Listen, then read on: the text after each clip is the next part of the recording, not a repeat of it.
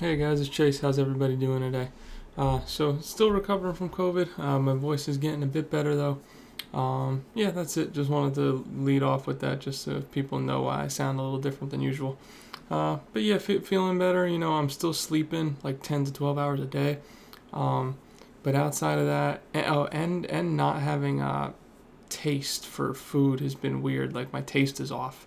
Um, yeah, that's bugging me a good deal to be honest. But nonetheless, I'm still fueling myself with my normal foods and whatnot, and trying to stay as healthy and as possible. All right, so let's get into the Q&A. Sort of wanted to talk a bit about markets. Anything you guys have on your mind. What's up, Krillin? And let's move on down. Okay. How do I go from a seven-figure trader or a six-figure trader to a seven-figure trader? Now, I'm not sure if you mean in terms of like having a seven-figure portfolio or if you mean trading seven figures at a time. Portfolio growth is just, it's just that over time, right? Being consistent and, slowly but surely, having discipline, having a system, finding a way to be consistently profitable, maintaining your capital, not giving away your capital during, moments where the markets are, not friendly towards your edge, et cetera, et cetera. So, but if you're talking about size-wise, I don't trade seven figures, so all I can do is speak from what I would think. But what I would think is that first off, you have to trade a high liquidity asset, so that's either going to be Bitcoin or Ethereum if you're talking crypto. And if you need to trade even more size, you need to move into markets like ES futures, things of that nature. But I presume if you're trading that much size, you probably have a decent idea of what you're doing.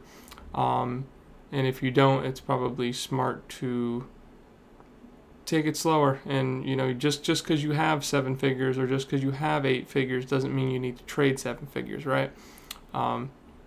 Just because if someone has seven figures and they only trade five, I think that's perfectly acceptable. Hopefully helpful. From Vishnu, what's up, bro? Which price action should we watch? Oldest one or recent price action? I think it's, it depends on what you're looking at, right? Like if we just pull up the chart here, we can have just a monthly Bitcoin chart. If we have not interacted with data, so let's say price was to come down, right, into let's say like 10K or something. Obviously we have to use the left side here, right? Because this is all the information and the data that we have available. Now, if you're talking about, let's say, price coming into, let's say price was coming into the all-time high. I'm more concerned about what's happening over here. I'm more concerned about what's, say we're talking about now. I'm more concerned about what's happening in here rather than sort of this price action. This price action doesn't concern me really. It's sort of just confluence. But what I am concerned with is what the price action in here looks like. So we're more or less using recent price action for local trading. I think it's pretty simple as that. And if we're looking on a very high time frame scale, of course, yes, we can look left. But more or less we use it as confluence, and we use the more recent data as the more recent data. I'll be drinking a lot of water throughout this, guys. Just trying to recover the best I can.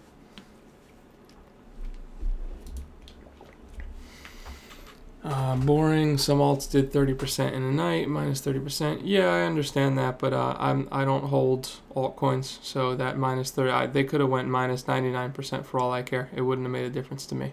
So I'm not an altcoin holder. I'm not an altcoin investor, and I don't really trade altcoins that much. If I was to, again, just boring to me personally. What are your high conviction spot bags to hold to accumulate towards the next bull? I don't really have any. I would say, if prices do come down to let's say if we, I saw this question come up a couple times. I'll just give my thoughts on it. So in terms of investing in spot bags and all that, I would need to see some serious capitulation still. I like this level. I like 10K-ish. On Ethereum, I would look at Ethereum and say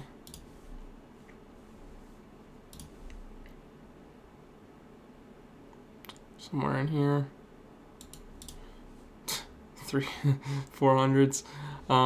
Look, guys, I know these are things like I'm not even really expecting these prices, right? Like I'm just taking the chart and drawing my line, and I'm not really even expecting like $400, but this is just where I would be comfortable with the spot bag. It may be hard for some of you to believe. I've been here since back here, right? I've been here since back here, so I feel like I've enjoyed the good fruits of a lot of this, and just my time of investing may have passed. Let's put it that way. If I do see some extremely opportune prices, like I say, like a 400s or like a something down here, 500s, or if I see Bitcoin go to 8K or something of that nature, 9K, 8K, 10K, we'll see what happens. If I see very opportune prices where I think, okay, it's got to be some type of a strong bounce from here, I should be able to pull a 2x, a 3x, something of that nature, then I'm interested in investing in a spot bag. I wouldn't be putting more than 15% of my net worth in. Probably 10% of net worth is what I would feel comfortable with.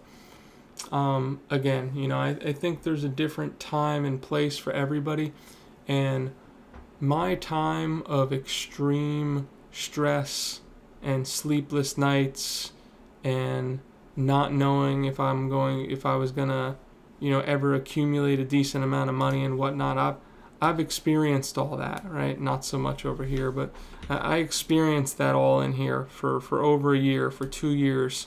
I didn't know, whether I was going to quote unquote make it. And, I still haven't made it how I want to make it, right? But as I always say, I'm comfortable. So I'm not looking to put in 100% net worth or 50% net worth or any type of thing like that. After seeing, Bull Run 1, insane bubble, Bull Run 2. Best case scenario for me is, we come down and, I grab a little spot in here and I play it back towards, the high 30s, right? Play it back towards somewhere in there. So that's all for me really when it comes to spot and investing and whatnot. I know it's probably not what a lot of people want to hear. It all depends how early or how late you are to the crypto game. A lot of people will still say this is going to 250K, this is still going to $1 million. I wish you well in your conviction. I really do. I hope it goes there. I do, because I still have some. And then nothing that matters to me. Like I said, when this all happened, I sold everything I wanted to sell, and I haven't bought it back yet, and don't plan to, unless there's an extreme opportunity. Okay. If you could show the basics of how to break down any chart, what to look for in daily trend.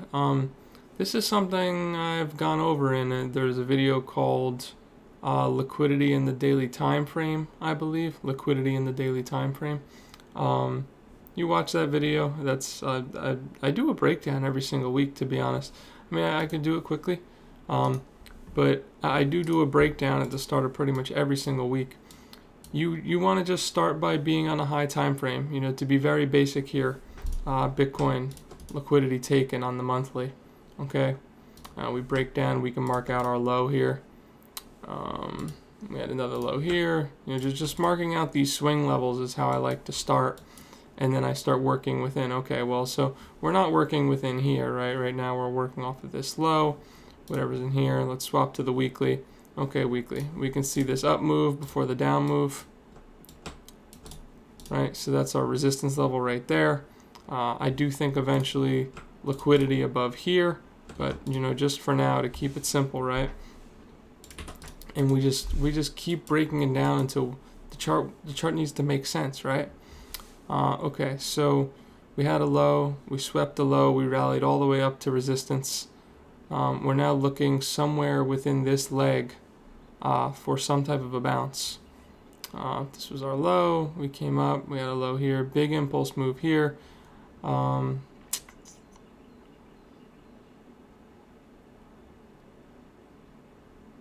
You know, I like to see as we plowed through this area here. Okay, so you know, you sort of had resistance here and then you plowed through it, you had some resistance here, you plowed through it. This will be the area that people will want to think. Like they'll think like, oh yeah, this is support, but Bitcoin loves to do that, push all the way through support and stop everybody out. This is where everybody gets stopped out. So this is turning into a little market analysis. I'm interested around like low 23s, mid 23s, somewhere around there.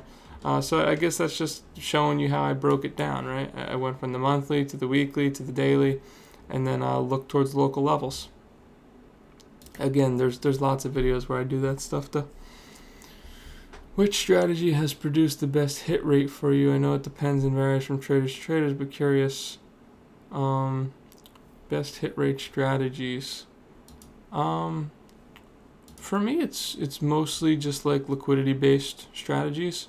So I like when there's a buildup of liquidity. So hold on, let me get down to a lower time frame so it doesn't like make it all weird when I draw. Okay, so I like a buildup of liquidity, right? So we're doing whatever, blah blah blah, and then we start doing this, and then like price is consolidating in here, and like most people are thinking it's going to go down, and let's say there's like this low here, right? So now it looks like that, and there's a low here, and everyone's saying, oh, it's going to go down, it's going to go down, it's going to go down, and price in here had looked like this. Well, now you have equal highs right here, right? And you also have this buildup of liquidity right here. I look for like these two things in combination, and then you have a sweep of the low here, sweeps the low. This is your buy, and it just rips right up, takes out all this liquidity right here, takes out these equal highs here, liquidity again, and that's your long trade right there. Works the same way, short. That's one of my favorite setups.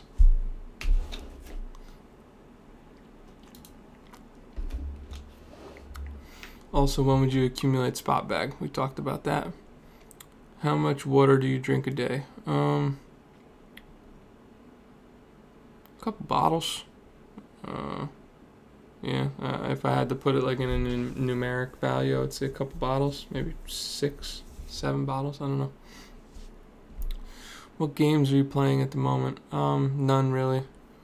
I did the the usual. I was playing some WoW, some Counter-Strike, some Dota. But at the moment, nothing since COVID. Just been relaxing and trying to catch back up with the market and things of that nature. Could get back into making videos and talking with you guys and all that stuff. Just make sure we're recording. Yep, we are. Stock strong, crypto weak. Do you think we'll see real capitulation if stocks revert the uptrend? Yes. It's pretty interesting to see stocks just up only. This is getting aggressive here. Maybe a little bit more. Bounce. Something like that. And then this is where crypto really sells off. Something like that. Take out these lows. So that would be June, late June, July. Yeah, I don't know. These drawings are always tough to draw at a time scale. We do have FOMC coming up this week, but yeah, I could see that. for stocks and crypto? Yeah, I think it'll revert. Or do you not care because they are not correlated? How would you act as an investor? Well, I'm not an investor, so I can't really say. If you mean how I would act, if I did have, I would never have a full bag of holdings. After you saw, just live and learn, right? After you saw this massive bubble, you're supposed to sell. It's just really that simple. I don't have advice for people who didn't sell when Monkey Pictures were selling for $1 million. What do you do outside of trading? Well, most of my day is I get up, I'm on the computer doing a lot of, trading stuff and, making the videos and Twitter and, building the brand, quote unquote, things of that nature. Spending time with family on the weekends a lot of the time. I have a dog, hang out with him. If I have free time, maybe I'll play some video games, but most of the time I don't have a ton of free time. Doing meal prep, exercising, just in general trying to be productive, and I find that's best for me. So just really try to stay productive and stay involved in everything. There's no point in sitting around, right? So just staying active, really staying active, working. What would you have to see in the markets to say this is good risk reward for longer term spot positions? I just don't see how it is. I mean, the market's still, financial conditions are still tight. Even if, let's say, risk on, right? Even though financial conditions were tight and, like NASDAQ and Nvidia and ES and all these things found a way to run, but crypto couldn't even muster the tiniest little move. All I wanted on ETH was to get to take out these equal highs, and we couldn't get that. I mean, this market is weak. That's the only way I can put it at the moment. So there's no good risk reward in crypto right now. These things are going down as far as I can see. At the same time, it is tough to short like a support level, right? So you could have this drawn as support on Bitcoin, and you could say, okay, well, it's tough to short directly into support, but we'll have to see how this shapes up. But I still think it looks weak, but I still think that shorting crypto is difficult, and you'll get wicked out, and you'll get, it'll reverse on you, and then it'll finally dump, right? It never dumps really when you want it to, but we'll see.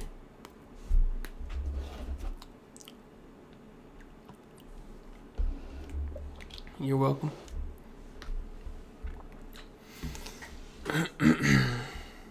The leaf blower stream? Yeah, that was funny shit. I was so mad. They're just always people showing up doing like the lawns and shit outside. It's crazy.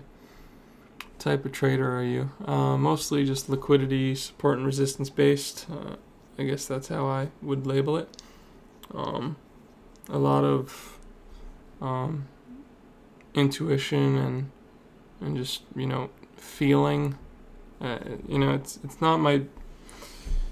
I have to have a feel, right? I have to have a feel for the market, and then once I have a feel for the market, I apply my liquidity techniques and things of that nature. In which market condition have you performed better? Just volatility usually. Yeah, that's it really. It doesn't matter if it's going up or down. I do think shorting can be a bit more difficult because the market does like to spike up and not let shorts get a free ride. But when the market's weak, the market's weak. Like I thought this was gonna spike up and take this out. I thought maybe we'd take this out into resistance, and maybe we still can at some point. Maybe the job is to take this low first or something, and then we go for that. But I don't know. Maybe not. It does feel weak. I can't tell if that's recency bias talking. And And also, to be honest with you, since COVID, I feel like I'm a little out of the loop.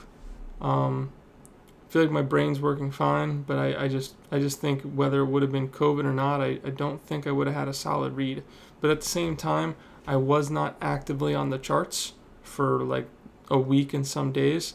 And chart time is, I feel like, some of my, like that's where my feel comes from, is, just looking at it on and off throughout the day, each day. And maybe I need to build that back up a little bit. I need a little break. Give me a minute.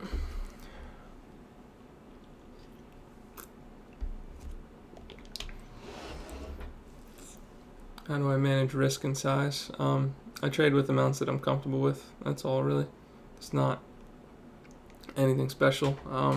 Once upon a time, I went through my entire net worth and everything and just thought about the money that I had, and I thought, okay, well, I have X amount of money. What am I comfortable with losing? What doesn't make me upset? What's an amount of money that I lose that doesn't make me upset? And that was my initial sizing, and from there I've increased over time a little bit as I get more and more comfortable. But it's really just about that, because if you're not comfortable with your size, then you're not going to trade well. You're going to close early, you're going to close prematurely, you're going to be scared, all that. What did you do before full-time trading? Well, worked in a restaurant for a bit. I did nutritional and personal training and stuff for a bit, nutritional counseling and whatnot. And then, that was it. Then, started trading, and took me about, it was like a year and a half or something before I went full-time. I forget. Keep in mind that my full-time trading wasn't, I don't want to pretend that I was like super profitable within a year and a half, because I wasn't.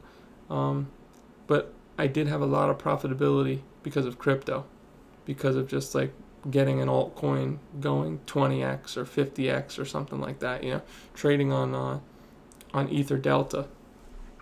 And I just made enough to quit, and over time, learned to do more trading based stuff over the years, as I became less and less interested in alts and thought that sort of space was drying up a little bit. What do you do to improve in trading besides trading? YouTube books. I do like journaling. I like writing. Oh no, sorry about the dog. I like writing. I lost my train of thought. I like writing the setup, and how whether the setup worked or not, how I felt during the trade, if there's anything that I think I did well, if there's anything that I think I did poorly, and I just read back the journal sometimes and try to have it ready for the next trade and try to improve from that.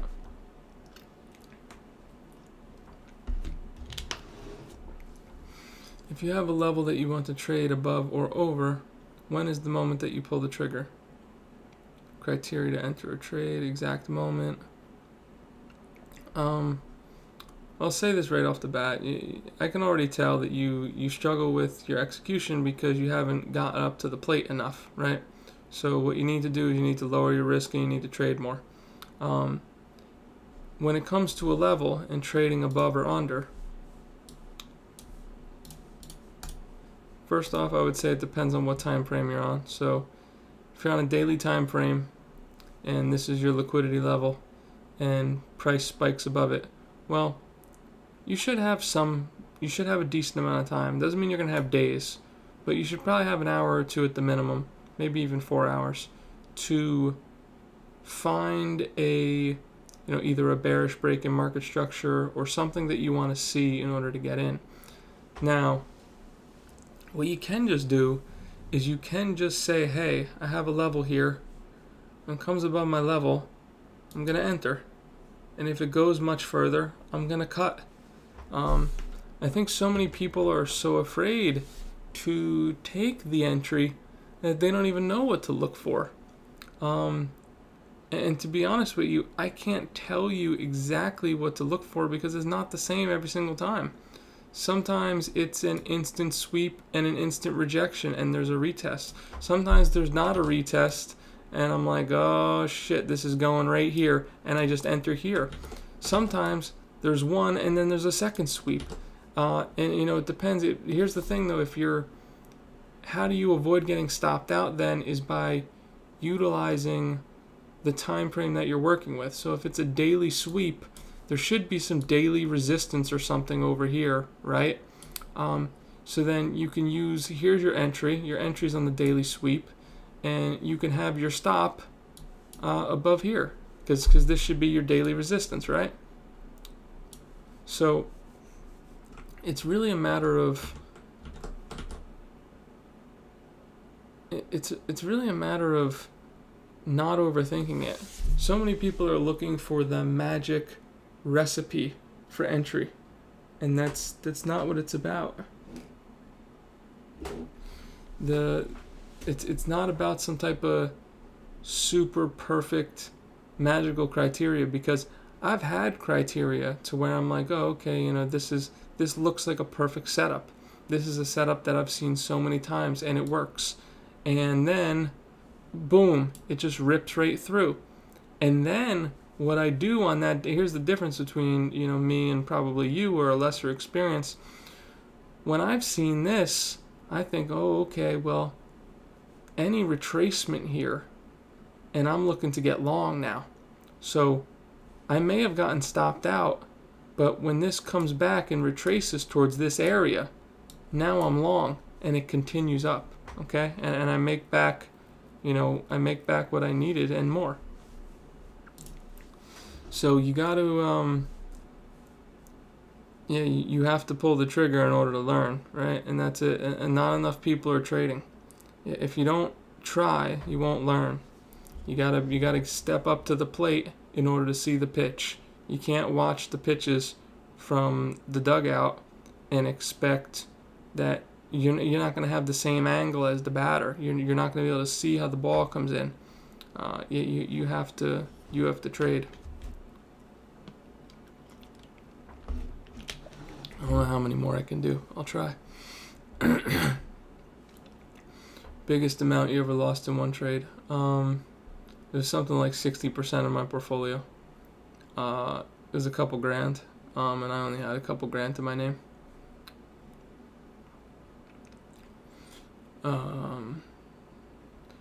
Any IRL people you could talk to about trading? Friendly? No, not really. I occasionally try to, but it's like a fruit. There's no benefit to it. People just don't understand. Love the friends and family, right? But they, they'll think that news, they'll think that news that hits the TV is going to like change the price. Like it's not already priced in from 6 days ago. When the very first tweet hit, within 1 second of the news dropping on the Reuters feed, within 1 second of it the price changed. They just don't understand. But who can expect them to, right? It's borderline. It takes years to understand all this shit. What excites you about crypto these days? Not that much, to be honest. I've always loved crypto for what it is, which is, being able to send money at any time to anybody. I've always thought that was really cool. And I do use it for that means sometimes. So the use case is there for me. It's always been there for me. So I like that about crypto. But as far as what makes me excited, not too much. Just I'm still looking to trade it and whatnot. Are we in a recession? I really don't know. I would say we're in tight financial conditions. But it seems like stocks are still going up sometimes. So yeah, outside. No. How long was the journey to be consistently profitable? Somewhere between the 2 and 3 year mark, I started to find good consistency.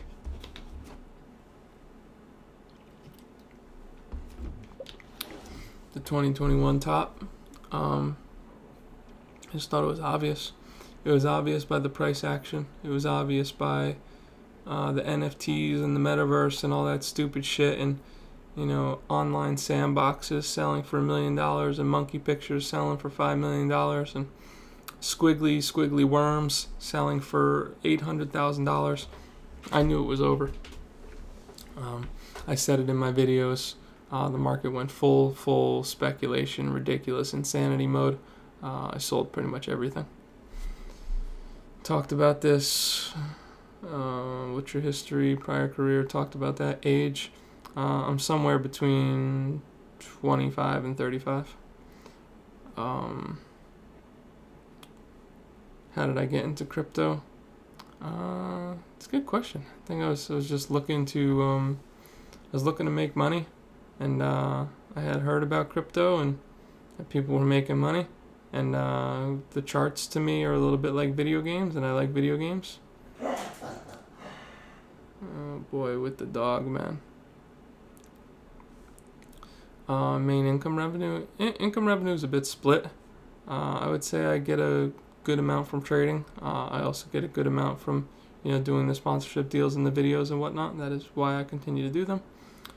Can I afford a Lambo? Yeah, but I wouldn't. I don't. I don't have enough to buy one without thinking about it at all. Let's put it that way. So it wouldn't be a good purchase for me, even though I could swing it, but I don't think that's smart. Maybe in a couple years. How much time do you spend daily in research and trade setups? A lot of time, actually. I spend a lot of time looking at the charts. It's always on and off. I'll look at it for like 20 minutes, and then I'll take a break for a half hour or something, and I'll look again, and that'll just happen all day long, every day. I look for a bit. I draw some lines. I see what I feel or see what I'm thinking, and eventually something clicks. But if something's not clicking, I just don't take trades. I think it's just a matter of seeing a lot of different techniques being used over the years, and sort of just, clinging on to something, and then you find some success with it, and you try to make it a little bit more of your own, and, get consistent with it. I guess that's the best way I could put it. Again, liquidity in the daily time frame YouTube video. I'm doing okay, Knox, thanks. Consistently profitable, somewhere between the 2 to 3 year mark. Said that. Talked about that. Any wines? I don't drink. I haven't drank for many years. I didn't have a problem or anything. It's just I just don't think it's necessary. Super discipline. Do a video on discipline in life. How you apply that to trading. I think discipline is key, right? You wanna eat healthy. You wanna exercise. You wanna sleep well. You wanna treat the people in your life with respect, and have goals to the best of your ability, and try to make sure that you're always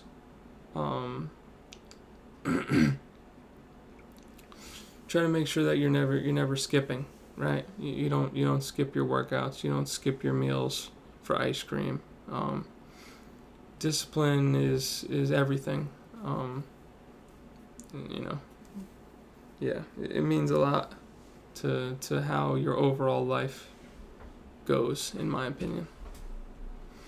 Fast impulse moves. I would say when it comes to fast impulse move, don't get caught up on the retest. When you see that first candle, just jump. Stop below the low. If you think it's gonna rip, just go for it. Just get in. Stop below the low. Because a lot of the times you'll wait on that retest, it won't come, and then it goes up another couple percent within the next 20 minutes, and then you have no entry and it's over. I'm not.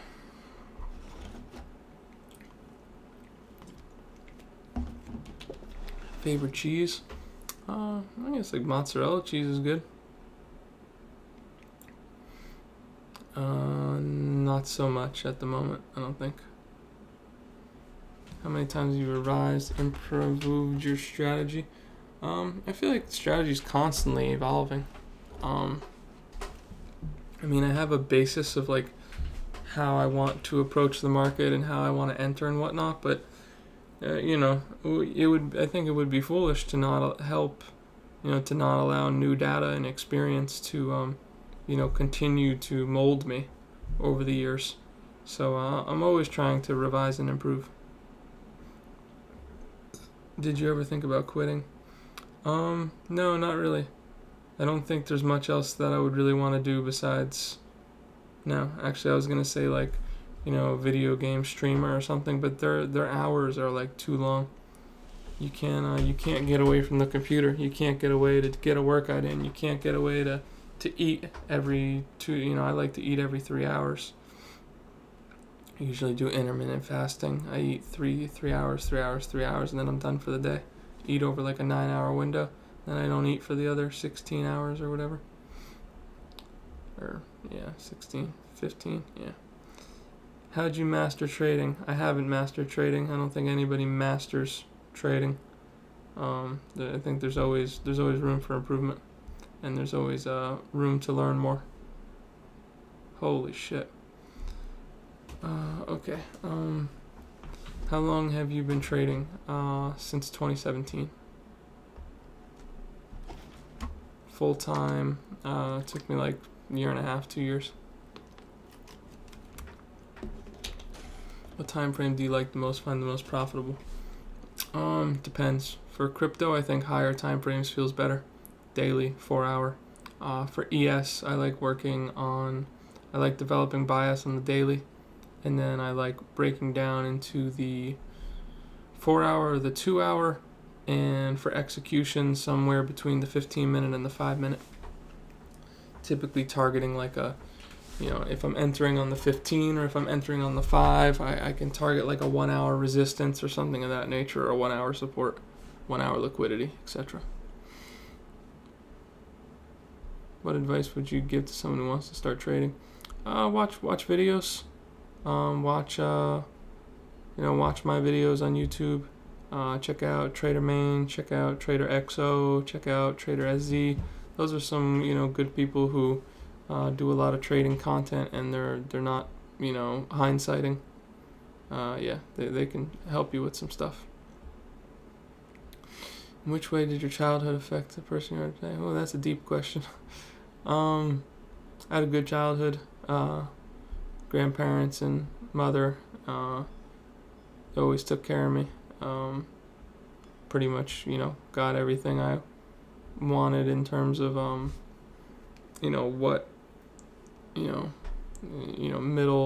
middle class upbringing. Everything was always fine. I didn't struggle. They paid a lot of attention to me. They taught me a lot of things. My grandma had me on the computer from a very young age. They did a good job. Said this many times. Have you ever capitulated to almost zero? No, I've never even been close to zero outside of that first year where I lost like 60% of my portfolio in a day. After that, it never happened again.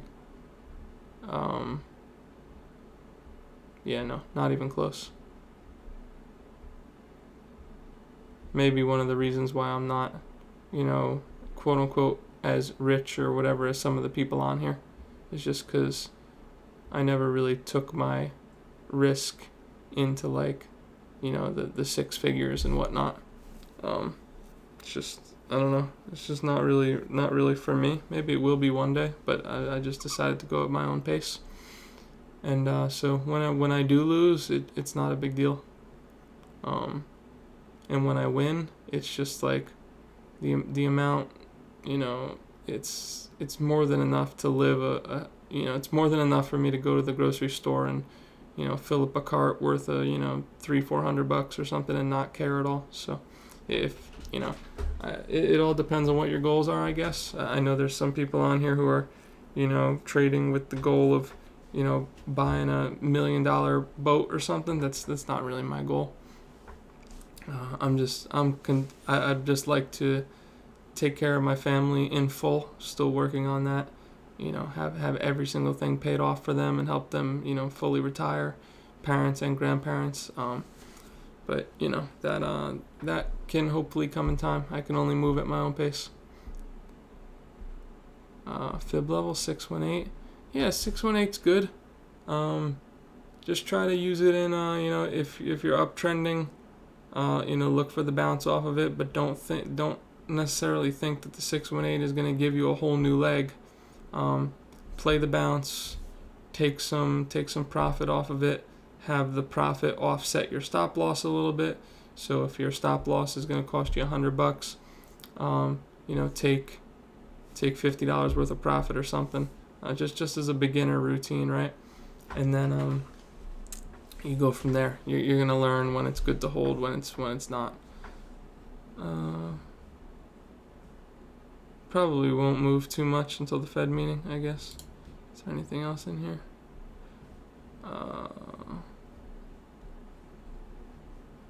Not supporting exchanges.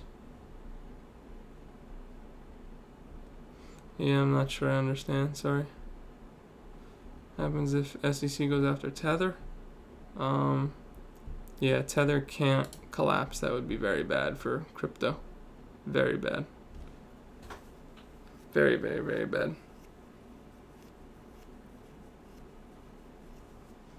Yeah, if it does, shit will nuke. We will get some of my long-term investing prices if Tethered collapses or something of that nature.